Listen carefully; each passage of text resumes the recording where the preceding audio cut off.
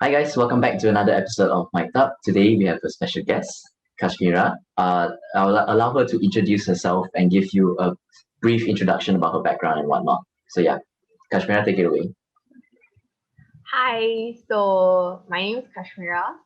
Um, introduction about myself. Shunlock didn't really give me much time, but I would say that right now I'm working with a startup company my friends and I made called Course, where we try to do independent journalism about social issues within Malaysia and a bit further out Southeast Asia.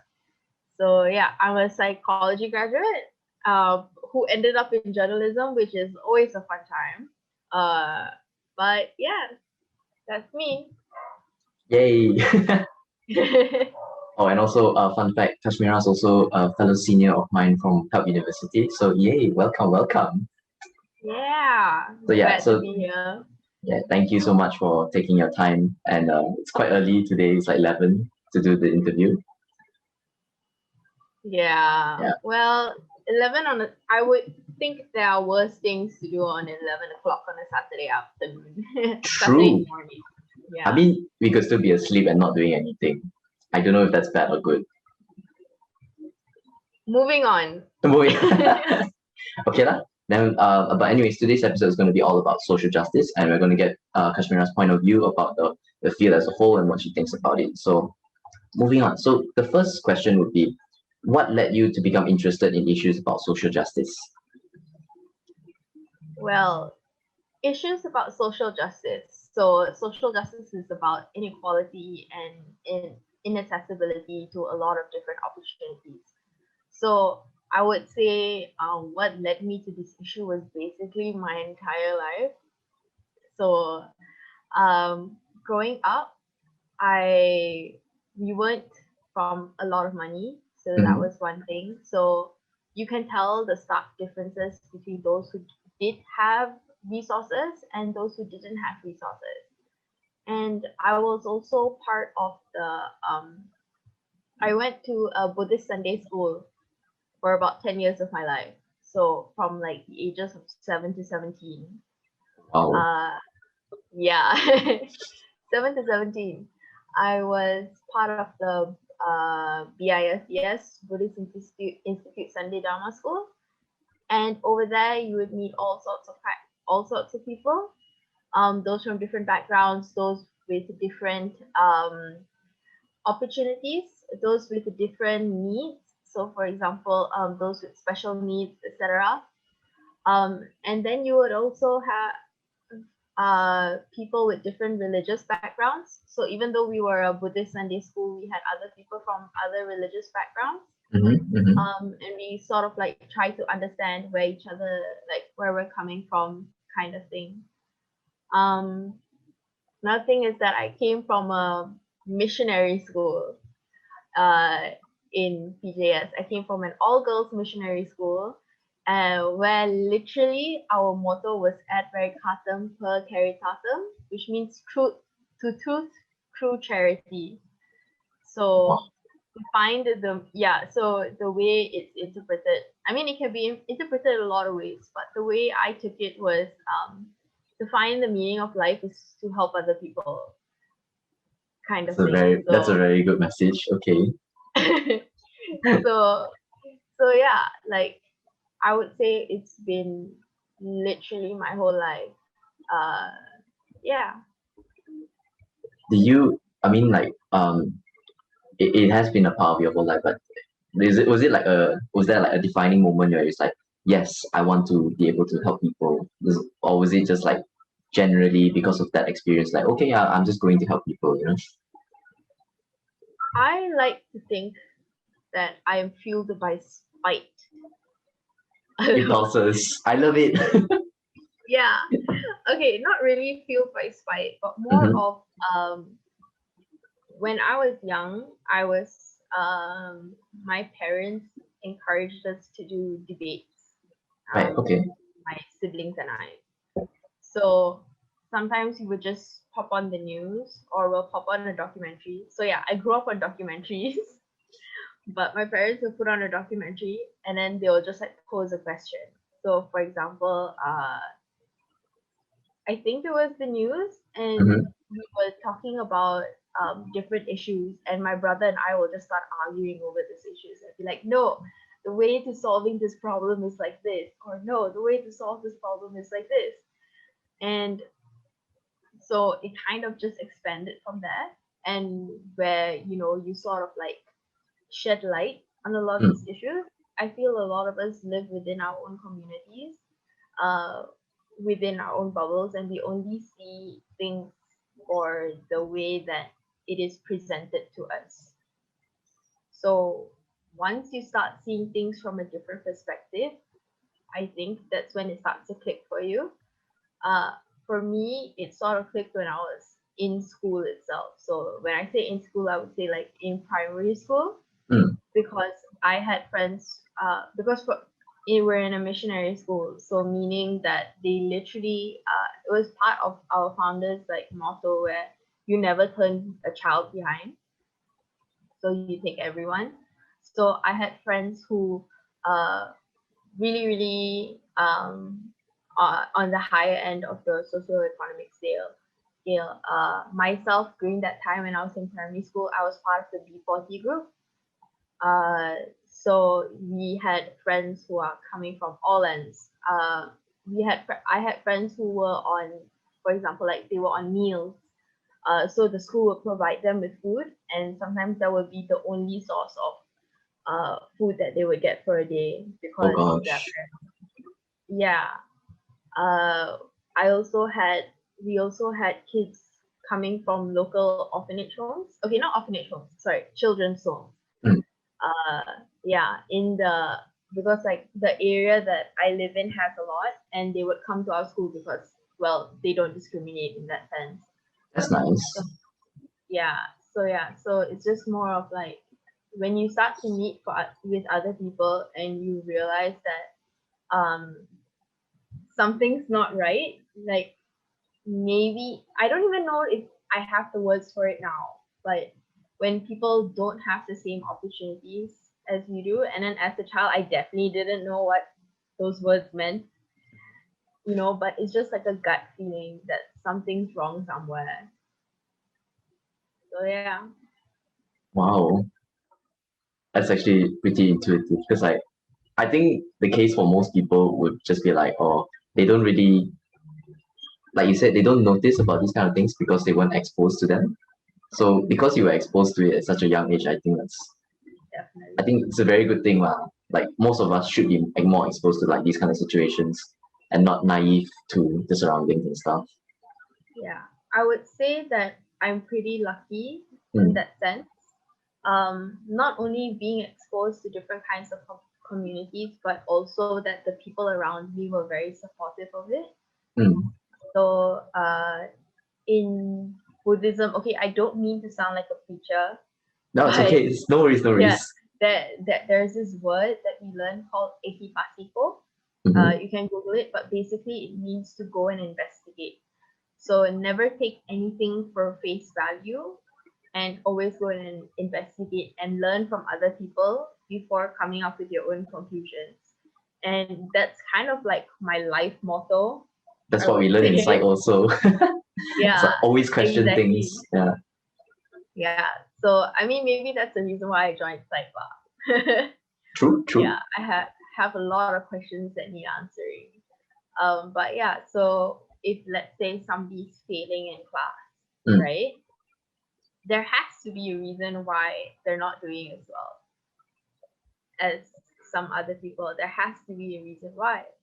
Um, or maybe it's opportunity. Maybe, as it turns out, some of my friends had learning disabilities that they didn't even know of, Oh, and stuff like that. Yeah, and then it comes back to the question: is that why aren't teachers wary, or why aren't teachers aware that some kids have learning problems, and but we teach them all the same, you know?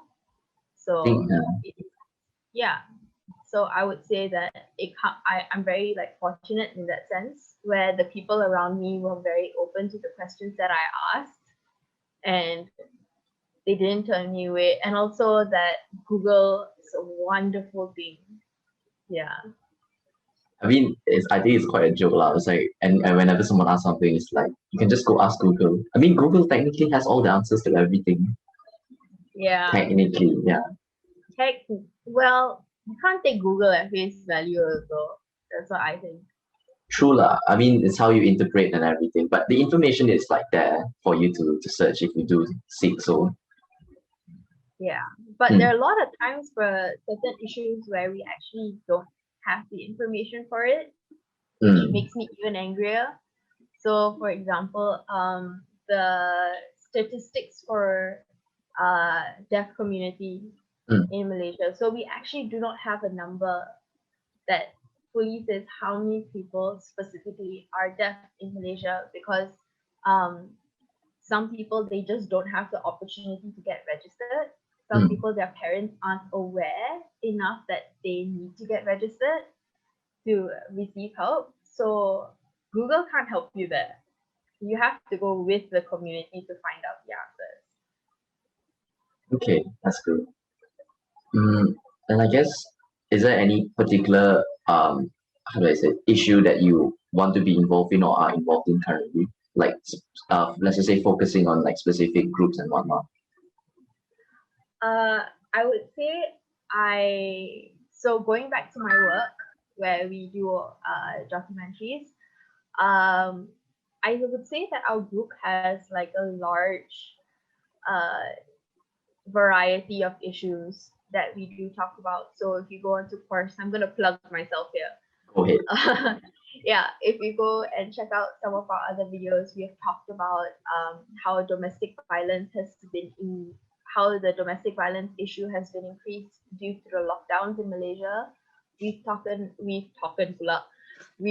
about the the riots that were happening in Thailand, and all these different kinds of issues, how the lockdown is affecting people and how it happened.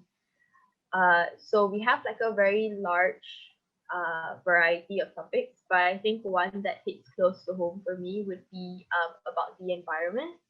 Oh, okay. And also, as always, mental health and the status of mental health in Malaysia. Okay. Is there, apart from like documentaries and anything, does your organization do anything else to like help others and whatnot? So one thing that we do try to do, so little fun fact, this little company that we made up haven't fully registered yet because of the pandemic and whatnot. But it's okay, basically we're just a team lah. Okay, a team of people trying to do documentaries with absolutely no funding. but basically how it came out was, let me start from the beginning. I started joining this journalism camp by R.AGE. So I don't know if you know who R.AGE is, and to all the listeners who don't know what R.AGE is, they're part of an investigative journalism team at Star newspaper. Yeah, so when I was 16, they had this program called R.AGE, where basically it's a young journalist program. So I joined them. That's where we got to learn about joined them. Basically, we went for this boot camp in Langkawi, and oh my goodness, it was really a boot camp. Yeah, so we got to explore the island and write about issues that we thought were important. And then the next year, I went back to Langkawi for this all-star program, still under R.AGE, and we talked about more of like the environmental part of Langkawi. So we got to plant mangrove trees and interview the people who were doing it and whatnot. And it sort of like lighted a spark. Like I knew that I wanted to talk about issues, and I know how important the power of words can be. Because when you see your work in the newspaper or online, you know that, and you see the comments of what people have to say, and you know that that issue has like you're not the only one who's just thinking about this issue. You know, there's like more than you can think of. Uh, and when I was doing my internship for our psych program, Mm-hmm. I actually did my internship at R.AGE. And yeah, so I worked at Star newspaper for my internship. And during this time, just so happens that the other interns there were people I met at the camp. Oh, okay. So we had like our own mini reunion there. And while we were working at R.AGE, we all were just like, when we would go out for lunch together, we would be like, you know what? Let's bring a new perspective to this. I think we can do this ourselves. And that's how COS was born. So we are made up of either ex-R.AGE interns. R.AGE is very supportive of us, and Mm. I cannot express how much we're grateful for their support. So we're born of ex-R.AGE interns and ex-brats campers. Yeah, who basically were like, I think we can do this ourselves. So one thing that we do try to help within the community is that we do take inspiration from our mentors or whatever you want to call them from R.AGE, where when they present an issue, they try to also present um, something to do about it. So when you're working, I feel like when you're trying to work in a place where you're trying to change minds. So let's take a psych, let's take a psych theory for example, Sure. cognitive dissonance, Mm. right? So people already have this idea about something, and then when you present with them and be like, hey, actually it's not that way, they have a sense of cognitive dissonance and it causes them distress. So basically, what they have as an idea and the idea that you're presenting do not match up. So by providing them information, it sort of tries to match up. But what we tend to do after that, in our documentaries, is that we try to, okay, now that your mind has been changed, here's something you can do about it. Mm. So by giving people the something you can do about it, it I wouldn't say fully changes their mind, but I would say that we hope that it changes their mind in that sense. Because when we provide people with what we call we just throw back the curtain. So people, they think about this issue and they're like, oh, okay, domestic violence, yeah, it happens. And then when you finally like throw back the curtain and it's like, oh, domestic violence is actually increased due to the lockdowns that has been happening all over the world, right? And once people have this think about it, and the first thing that comes to their mind is, oh no, what do I do? There's nothing I can do about it. Because I believe that everybody has a little bit of like, I want to help in them. But they don't know how to help So like that, right? yeah, exactly. Yeah. But they don't know how to help. They don't know how to change the issue. So we Mm. provide them with different resources. So, for example, the one about domestic violence, we had different pages that people could look at. We worked together with different foundations, um, and was like, okay, you know what? If you see somebody who you think that they need help, here's the hotline you can call. Here are some of the signs that you can look out for and stuff like that. So That's very, very good. Mm. that's kind of what we do. It's very similar to what R.AGE does. So, but I'm not here as a representative for R.AGE, so I don't know if I should talk about it. I But mean, I think it's it's okay. very You can similar. share your experience with R.AGE as well. That's no problem because it's a past experience, right? Yeah, I would say that I wasn't part of this project, Mm-hmm. but one thing that they did very well and they've won many, many awards for was for their campaign called Predator in My Phone. So it was about child sexual grooming online through platforms, social media platforms. Um, and it was really hard to listen to find out that a lot of young children, especially young girls, you know, who are looking for affection in a time where maybe they feel none, right? And to be led away by strangers online uh, who would provide them with that affection, who it would turn into uh, a sexual relationship with a minor. And so they did a documentary about that, and they went undercover and stuff like that, posing as children online, and they met up with these predators and whatnot, and it's really really hard to listen to. And one thing that they did right was that they noted that there is no law protecting uh, children children's privacy online. There's no law protecting children's rights online, especially when it comes to terms in sexual grooming. So what Rage did was is that, hey, this is the issue. This is a possible solution, because then we can, put these people behind bars and they can face the repercussions for their actions. mhm. And why why don't we start petitioning for this law to pass, this bill to pass, right? And it gained so much traction that a lot of MPs started supporting it, and now it's a law, if I'm not mistaken. It was few years ago, right? This Yes, particular, I think I've seen it before also. yes, yes. Yeah. It was a few years ago, but yeah, it was this whole thing. But that's kind of where we draw the inspiration from, where there is such a problem and it causes so much heartache. I feel, Mm. because I don't think anybody in Malaysia, other than the predators lah, would want a child to face something like that. And the same thing would branch out to different social issues. We don't want people to face that. We want, um, I feel that Malaysia can, and to and further out extent, Southeast Asia, we care a lot about each other, and we care a lot about the communities that we are in, and we want people to be safe.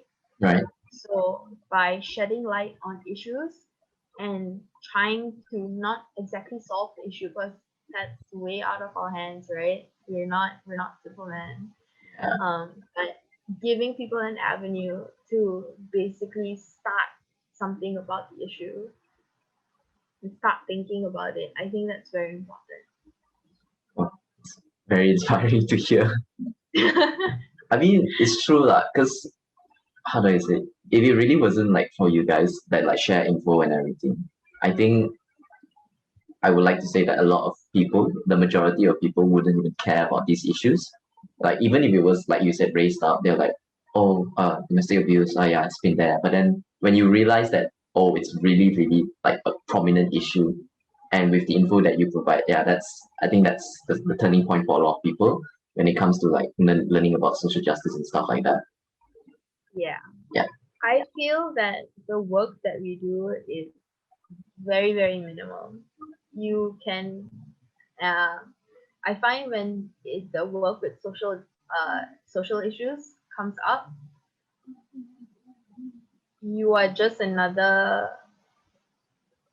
how would I say this? You are insignificant in a way, and I think that that is beautiful, um, because it means that you work in a team and you have to work with other people. Mm. So when it comes, I feel like the work that we do is just more of like a kick in the direction to get other people to start thinking about these issues, and hopefully someone along the lines finds solace in it. But a cake is still a cake. That is, I think that's what I want to believe. It's better than not doing. It's better than not doing anything and not knowing anything about the issue. That's one Yeah, thing. Yeah. And knowledge is very important. true.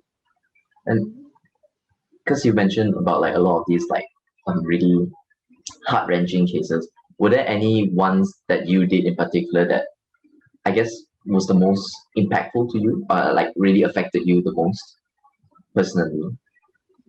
With my work at course, or just like in general? In general, but one that you have worked on. So before this, I was part of a different NGO called Project Liberate.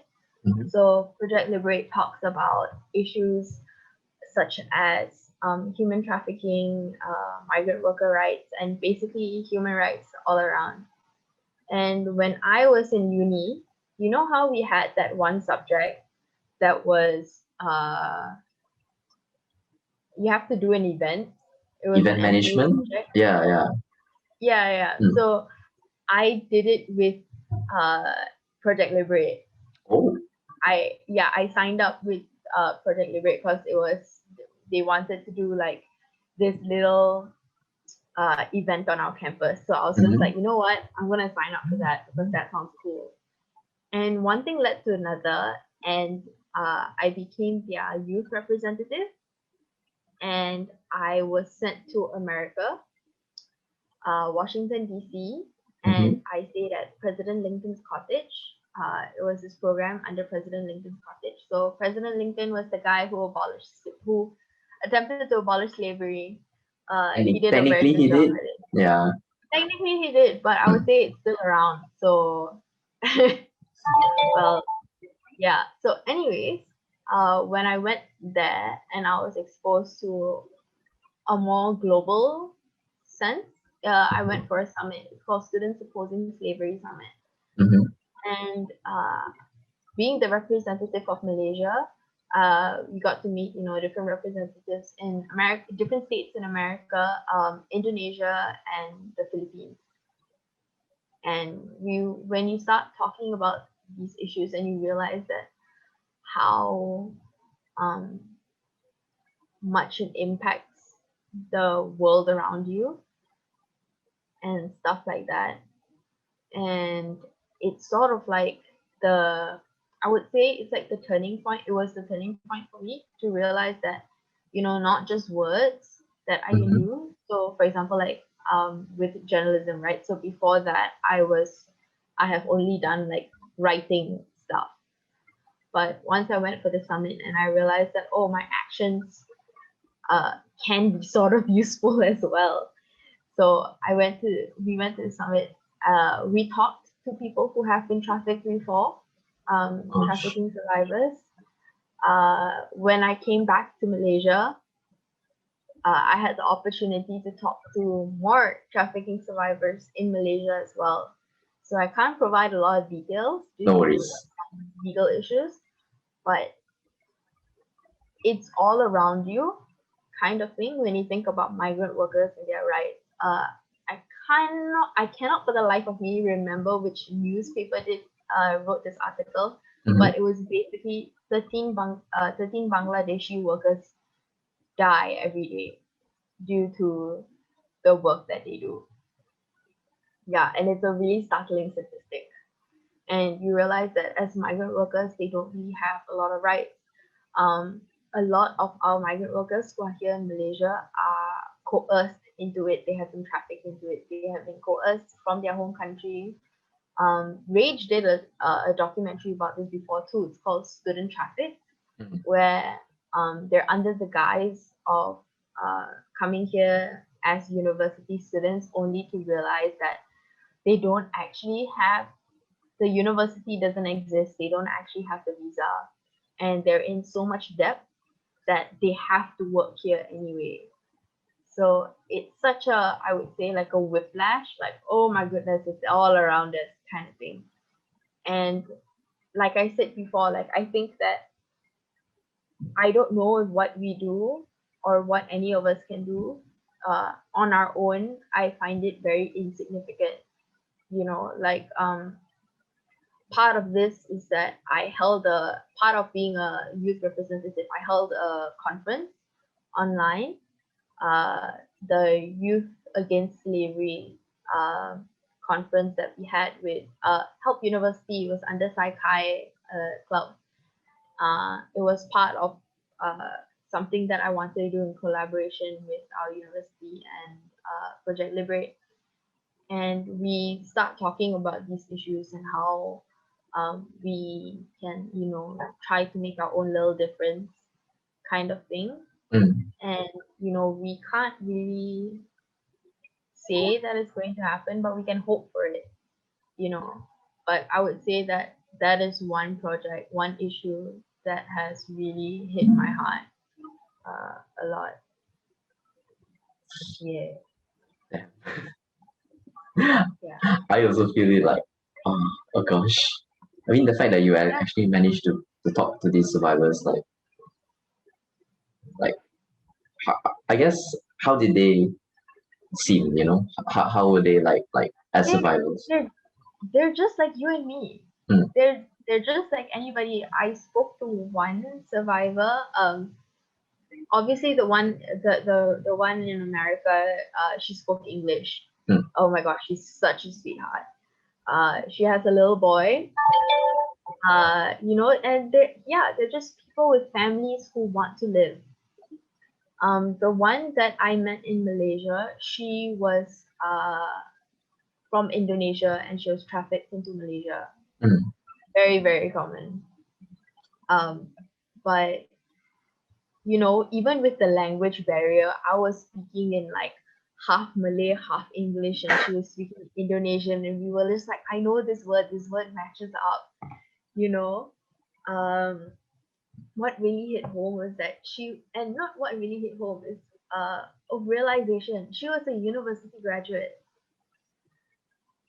She was just about like a couple of years older than me, and she was just graduated university, came to Malaysia under the guise of getting an actual job, but instead she was trafficked into not an actual job, right? And one thing that we have to realize, and I think it comes across all different social issues, when we talk about people, we always be like, oh, the OKU community, or oh, this community, that community, but Like I they're think they're if we labeled as something, right? exactly, Mm, and they see us as something else as well. They see us as people that who try to help, but how much help can we really do?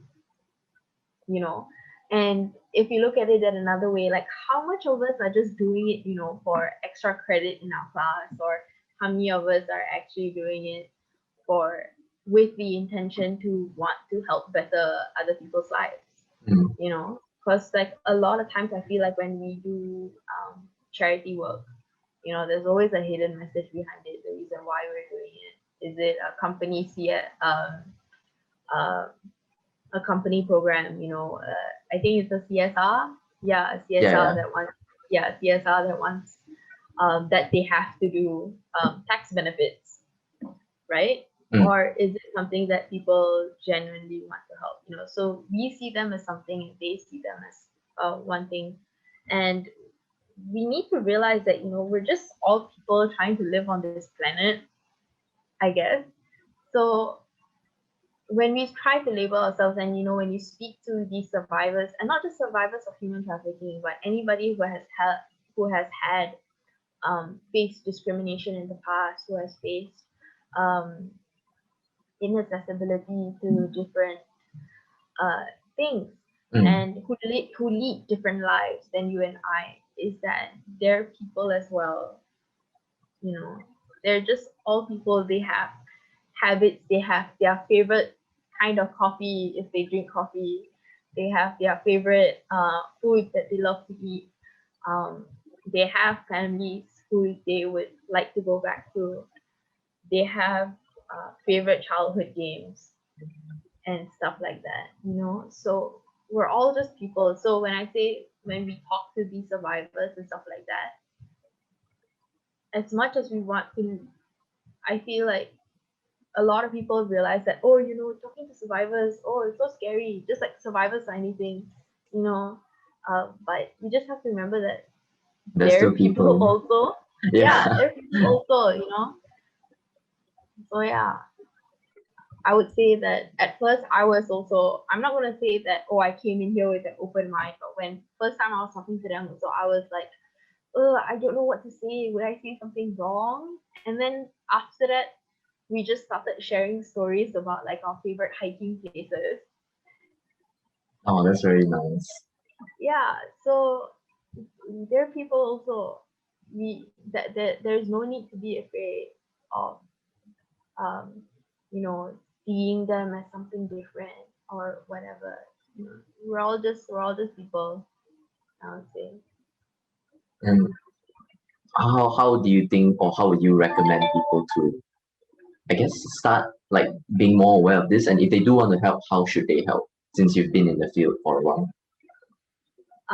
In the field of migrant workers, or like in general? In general, in like doing social justice work and stuff like that. So how should someone like start by learning about it, or how should someone start by actually wanting to help if they do want to? I would say the first thing that I would recommend for them to do would be to open their eyes without prejudice. So don't come in with any pre-existing notions about what you think people are or how people behave. So, for example, migrant workers in Malaysia, a lot of people see them as, somebody who's going to commit crime, for example, right? Or somebody who's coming here to take our jobs. Ah, Uh, yeah, just a disclaimer out there to whoever is listening. When migrant workers come over, do you want their jobs? Do you want their hard labor jobs? Are you willing to take it? If the answer is no, then migrant workers aren't taking your jobs. They're taking the jobs you don't want.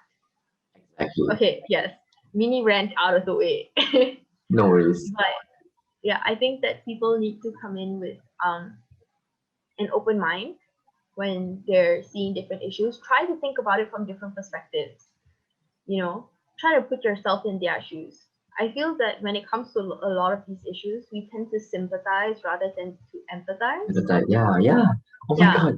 Ah, it happens so often. It's like, yeah, and it's what we learn in psychology as well. Don't sympathize. We need to empathize with them.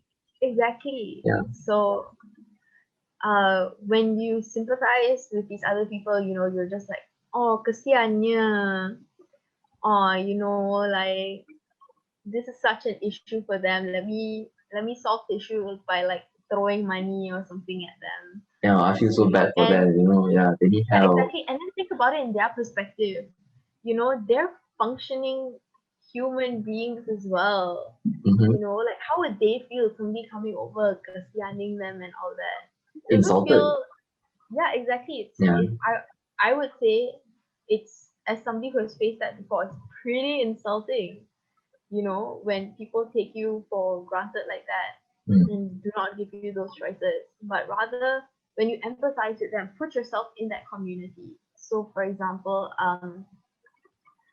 mental health within the OKU community is very hard to get.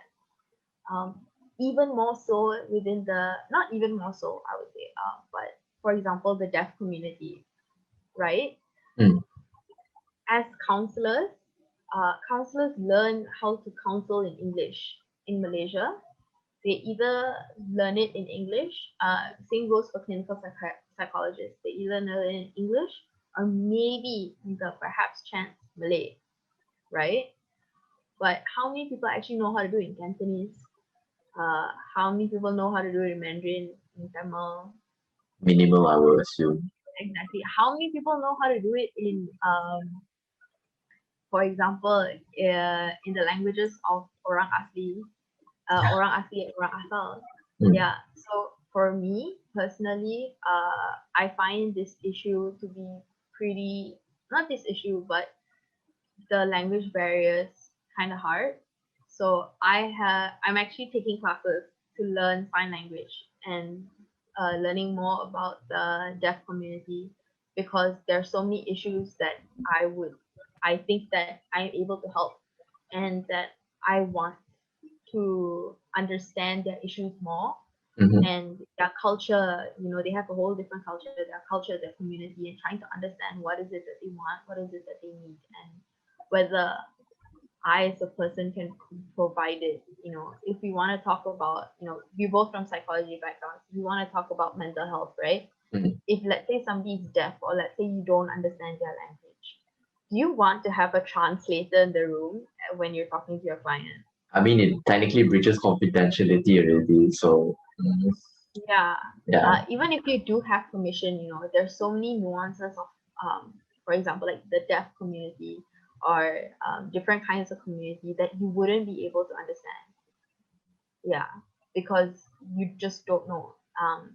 I'm not here saying that you should learn every language under the sun, but I'm here to say that you should learn more about the community when it comes to it. Because when you learn about the community and actually take active measures to be active within the community, just don't see them as, like a charity project or something like that. See them as people as well.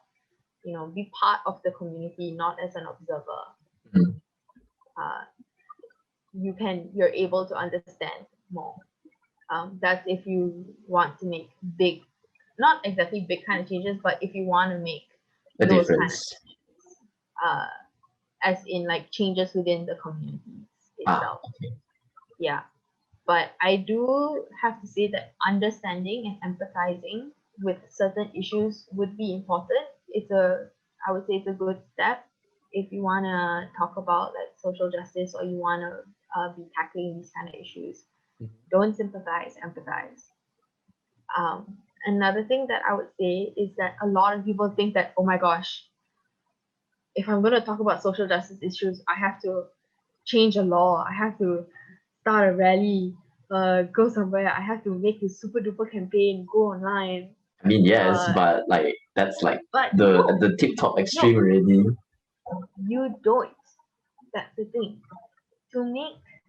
I believe that everybody is capable of making change, and everybody is capable of making a difference if they want to. So, for example, at the summit, I met this girl who wants to be a businesswoman, Mm. right? And she said that, and she's like 16, okay? And she said that if I'm going to do a business, if I'm going to run a business, I'm going to make sure it's cruelty free and we pay people a fair wage, you know. So it's still combating the issue.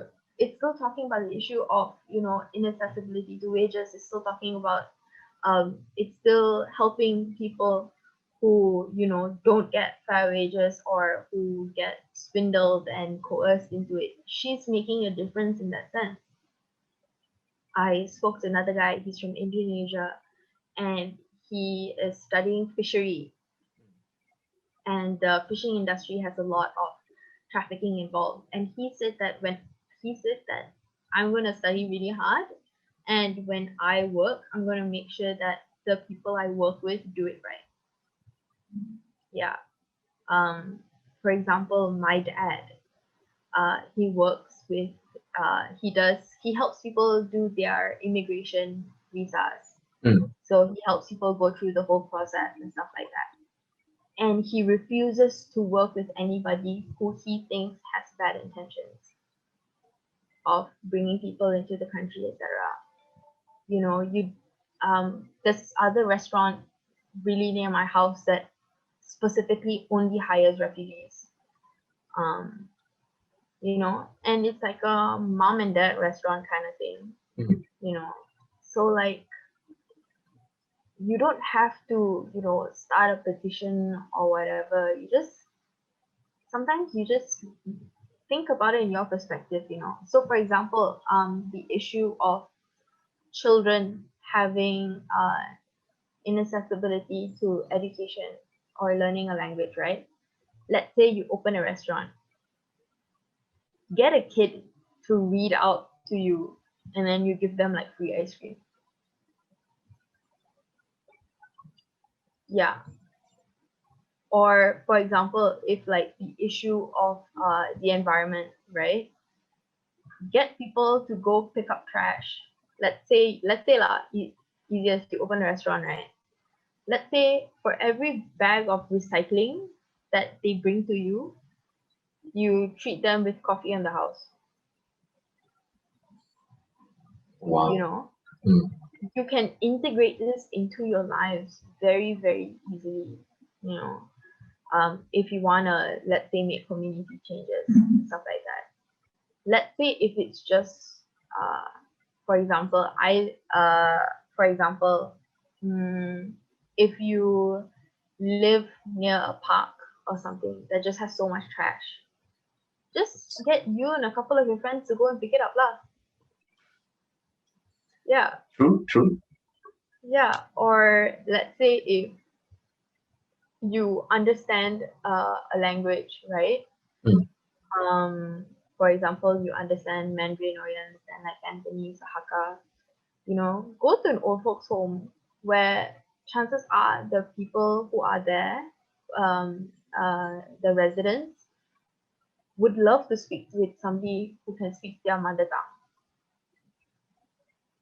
You know, it's and it's just I wouldn't say that it's very easy, but I would say there are very minimal steps to it. I mean, how do I say it's like small steps lah, like taking small Yeah, steps in the right direction. yeah, and I Mm. think if I wouldn't say everybody because that's kind of impossible, but in my utopian world that's living in my brain lah, It's okay, possible. yeah, if everybody just take a little few steps in the few steps into few additional steps within their own communities, you know, in that right direction and actually committing to it. I'm not saying that you do it for like, for example, if you go and work with children in children's homes, Yeah. don't go on a one-off visit. You know, it's not fair for the kids. Yeah, go there and commit.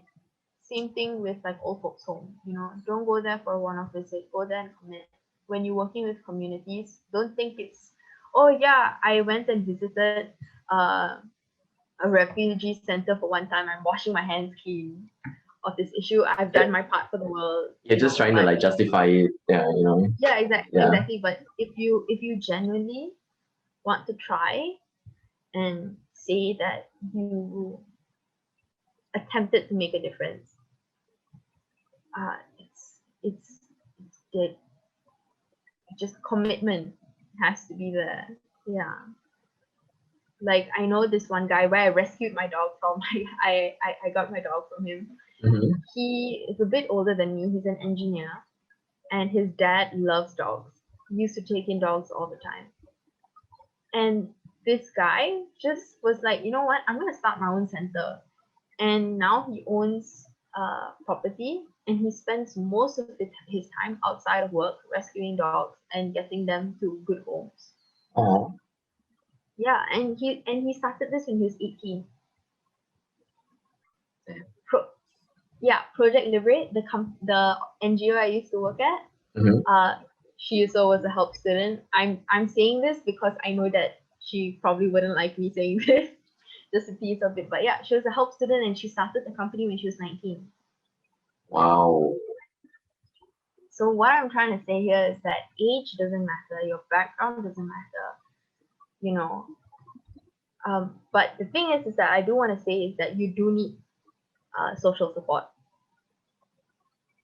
Uh, if you want to go talking about these issues, you want to go understanding these kind of issues, uh, it's very hard.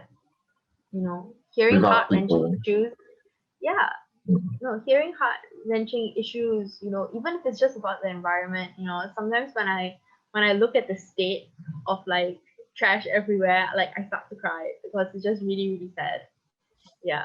I went on a whole rant the other day to my dad about the different rivers in Malaysia and how we need to keep them clean. You know, yeah, but just talking about these issues, I would say it gives you a lot of anxiety. And I don't say this in the light of like, oh, taking exam very anxious. But it does, when you delve into these issues, it does give you a lot of anxiety. It gives you a bleak aspect to life and humanity. I would say, when you see all these issues and you're like, oh man, It's like you're entering like a realm of like something you're not used to and comfortable with. yeah. Right? And Yeah. also, it doesn't help that a lot of these, it's just really, really sad and it's really depressing and it makes you angry, it makes you sad, it makes you nervous for the future and stuff like that. You Mm. need a social support. You need a social support group, team, your friends. You need a system. you know like I have friends who work within these industries, who work within these issues, and sometimes we just call each other and be like, hi, I had a bad day, I need a 20-minute cry. Can you stay on the phone with me while I cry? Yeah. Sometimes when they have had a bad day, I will send them chocolate to their house. Because taking care, you can't help other people if you don't take care of yourself first. That's true. Yeah. So take care of yourself first. Your own mental health, your own physical health comes first. So I would say, if anybody wants to get into these issues, three things. Number one, just to summarize what I've said so far. Number one, knowledge, very important. Number two, you can make a difference. You don't have to think about it in a big scale. You can start small first. Number three is getting a support system in place. Yeah. I think I was like trying to summarize everything, but I think you summarized it already at this point. And let me see if there's anything else. Oh, you mentioned like about Malaysia's like scene about like social justice and everything, right? Like, how do you personally think you could improve the scene here? Wow, how can I improve it? Or what do you think I should wouldn't. be improved at Okay, least? what do I think that should be improved? That's a better question. Because I don't know how I'll be able to go about it. One Yeah, thing might be a big if it's you yourself, right? I just thought about it. one thing that I would say is getting more young people involved. I do understand that our parents' generations and the generations come before them, they have pre-existing mindsets about certain issues and certain things and how it should be run. They have that mentality of, if they have a lot of people have that mentality of, I can't make a difference, so I'm not going to do anything. Mm. How many times have your parents told you, or any other significant older person in your life has told you that maybe you should leave Malaysia, go Australia, very nice, got big Malaysian community then. Very, very many people have told me that. Exactly. But the thing is if all of us leave, the problem still persists here. If we start to say that, not my issue, not my problem, not gonna deal about it, uh, we're just gonna continue living in this cycle, and we're just gonna continue living, with rose-tinted glasses, thinking that everything's great, uh, but nothing actually gets solved. Because no one does anything. Yeah, exactly. So I think, but I do understand why our parents' generation thinks about it that way. They grew up with, if you look at the times that they were growing up in, either war or post-war Mm. efforts. It was the time of May 13, post-May 13 riots and stuff like that, where people don't want to kick around the dust a bit too much. It comes from a time where a lot of people didn't have access to education, who don't have degrees and stuff like that, who didn't have the same opportunities as you and I. So I would would love to see more young people on the scene, taking their own ideas and new perspectives, and trying, just instead of thinking of that mindset of like, oh, if somebody has if somebody's a thief, drug addicts, easier. If somebody's a drug addict, we will solve it as a medical issue, because that's the way our government is looking is attempting to look at it now. Drug issues rather than crime, looking at it as a medical issue. But I feel that younger people can make the difference of, why stop there? Why are people taking drugs in the first place? Poverty, peer pressure, and stuff like that. And I do feel young people can make a lot of difference in that area. I believe so too. Yeah, exactly. So one thing that I would love to see more is obviously more people having not only the awareness but the willingness Do to something. change their mindset. I feel like some people, like, they know that this is a bad issue and they go about it anyway. Like, for example, we have a plastic problem in Malaysia. Yes. We use a lot of plastic. Yeah. So, not only just saying that, yeah, we have a plastic problem and then going to go tapao food in a single-use plastic container. Bring your own Tupperware around and stuff like that. Uh, young people can do it too. I used to, when back in the good old uni days, I'll carry a Tupperware with me, sometimes two, because my friends will forget to bring theirs. To go and buy Yeah, Zafan or just something. so that I wouldn't use plastic. Pardon? To last time there Yeah, was going to Uncle Chong. Yeah, Uncle Chong there. Wow, the good old uni days. Yeah. Yeah. Yeah, I would bring my own Tupperware, so much so that Uncle Chong would recognize it and he'll just be like, yes, I know what you want to eat. But yeah, just I would love for more young people to definitely just take the helm on these issues, because I feel that our parents' generation has become very complacent to a lot of these issues, and just taking the helm and just saying, nope, not doing that, just be like, yep, I'm gonna do something about it.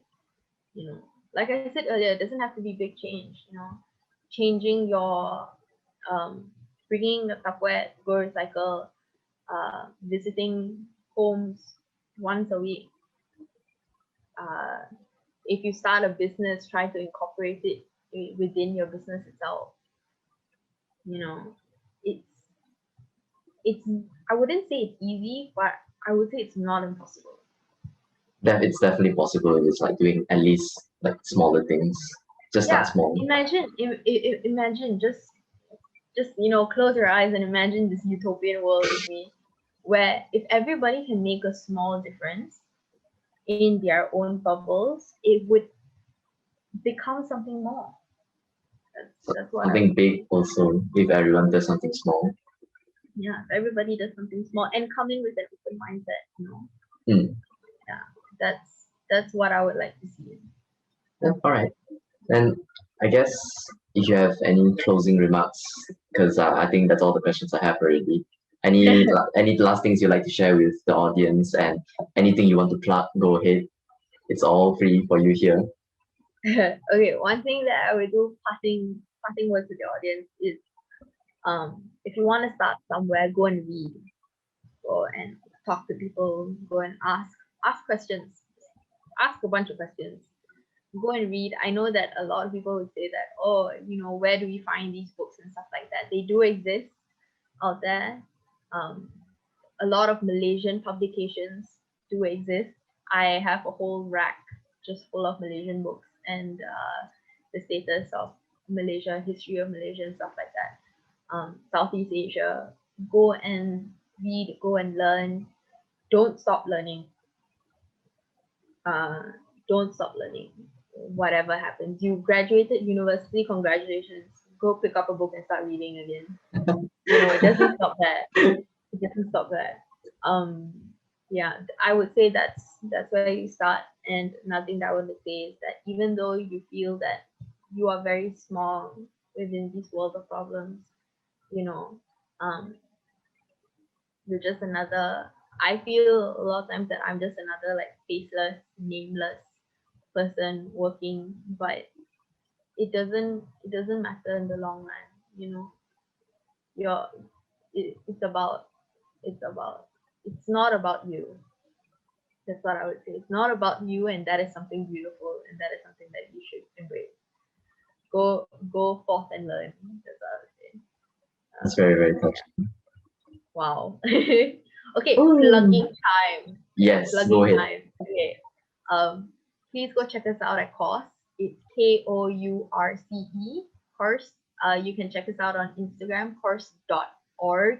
So spell out .dot. You can check out our documentaries.